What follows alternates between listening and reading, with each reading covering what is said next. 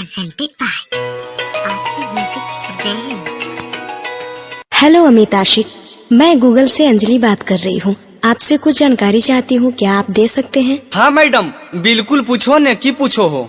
मेरा पहला सवाल है, आपकी कितनी गर्लफ्रेंड्स हैं?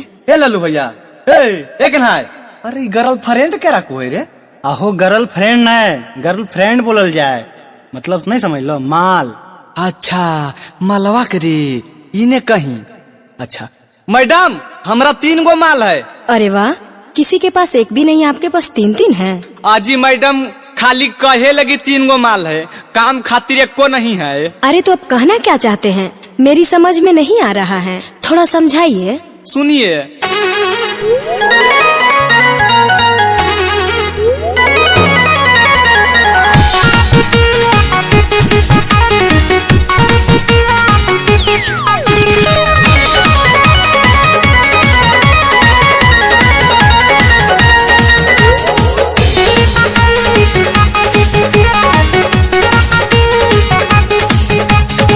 एगो त भाग गेले दोसरा के जोरे, एगो त पागल ह कई थोड़े थोड़े।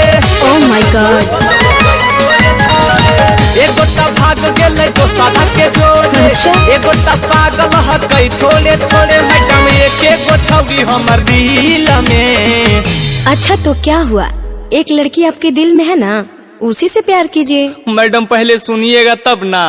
वो छौरी कल हमको मिलने बुलाई थी नदिया किनारे। जब हम मिलने गए तो मेरा हाथ में अपना शादी का कार्ड थमा के कह रही थी ना कि बाबू मेरे शादी में जरूर आना। अच्छा, मतलब क्या है, पूरा बताइए।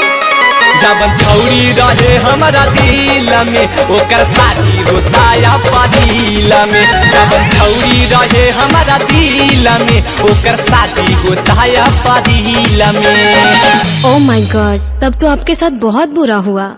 वो सब छोड़ो मैडम, पहले तो ये बताबो कि तो प्राइवेट हको कि सरकारी?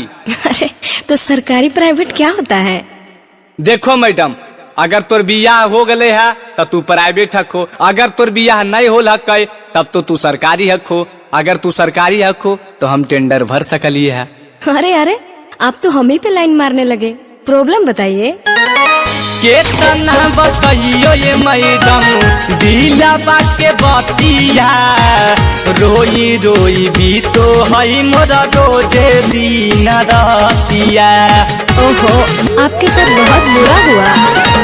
केतना बताइयो ये मैडम, दिलवा के बतिया। रोई रोई भी तो है रोजे दिन रातिया। कैसे होते बदलाव हमर फील में। अच्छा तो आप शादी क्यों नहीं कर लेते? मैडम हमार ना मरवाते तब ने जी, हमरा से बड़ा बड़ा 5 गो भाई अभी कुंवार है। जबन छौरी रहे हमर दिल में, ओकर शादी होता या पदिल में। जबन छौरी रहे हमर दिल में, ओकर शादी होता या पदिल में। और कोई दिक्कत है तो बता दीजिए। मैडम खाली प्रॉब्लम पूछबो, कुछ सहायता होते कि नहीं? नहीं नहीं, बिल्कुल सॉल्व होगा। Music by Chandan Singh.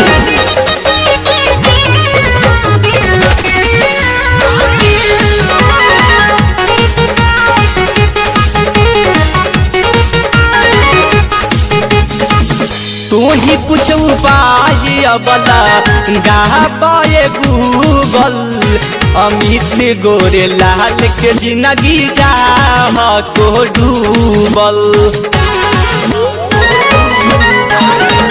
तू ही कुछ उपाय अबला गाए गूगल। अमित गोरे लाल के जिंदगी जा को डूबल। लगे मछली न फंसी हमरा झील में। जबन छौरी रहे हमारा दिल में, ओकर शादी होता या पदिल में। जबन छौरी रहे हमारा दिल में, ओकर शादी होता या पदिल में।